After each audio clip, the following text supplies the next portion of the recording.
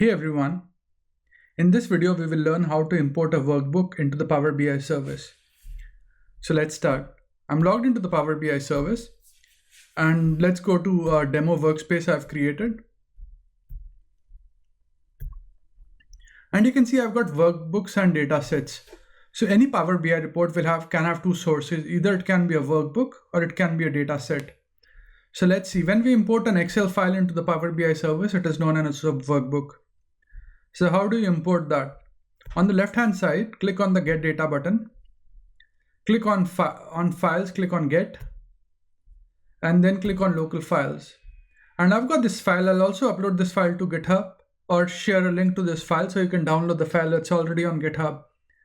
So I click on this and I click on Open. And I've got two options. Either I can import the data or I can upload the Excel file. So if I click on Upload an Excel file, it will create a workbook.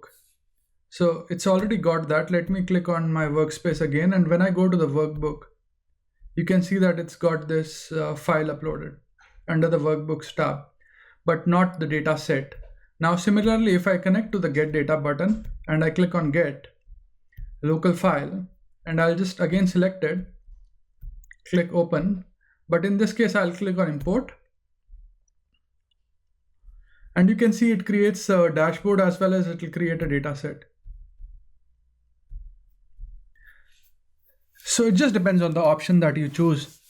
When you directly import, so when you upload a workbook into the Power BI service, it shows as a workbook. And when you upload an Excel file as an import, it shows under the data set.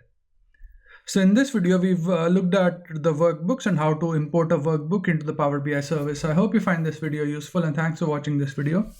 Please do subscribe to my channel and like my videos if you enjoy what I'm doing.